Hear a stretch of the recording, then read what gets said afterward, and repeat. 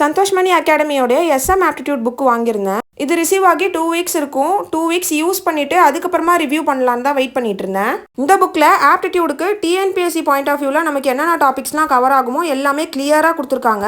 இப்போ ஒரு டாபிக்னு எடுத்துக்கிட்டோன்னா அதை 6th-லேருந்து 10th வரைக்கும் இருக்கக்கூடிய மேக்ஸ் புக்கில் தனித்தனியாக பிரித்து கொடுத்துருப்பாங்க. இந்த புக்கில் வந்து அது எல்லாத்தையுமே ஒன்றா இன்க்ளூட் பண்ணி ஒரு டாப்பிக்கில் எத்தனை மாடலில் கொஷின் கேட்க முடியுமோ அது எல்லாத்தையுமே தனித்தனியாக பிரித்து கொடுத்துருக்காங்க. ஒர்க் அவுட் பண்ணி பார்க்கறதுக்குமே சம்ஸ் கொடுத்துருக்காங்க. ஒரு டாபிக் பின்னாடியும் ப்ரீவியஸ் இயர் கொஷின்ஸுமே இருக்கு. புக்குடைய லாஸ்ட் பேஜ்ல மேக்ஸ்ல நமக்கு என்னென்ன ஃபார்முலாஸ்லாம் தேவைப்படுமோ அது எல்லாத்தையுமே ஒண்ணா சேர்த்து கொடுத்துருக்காங்க. இதே மாதிரி தான் ஜிகே டேட்டா புக்லயும் இருக்கும். நிறைய பேர் அது எப்படி வாங்குறதுன்னு கேட்டிருந்தீங்க. இந்த புக்ல அதே மாதிரியே இருக்கு.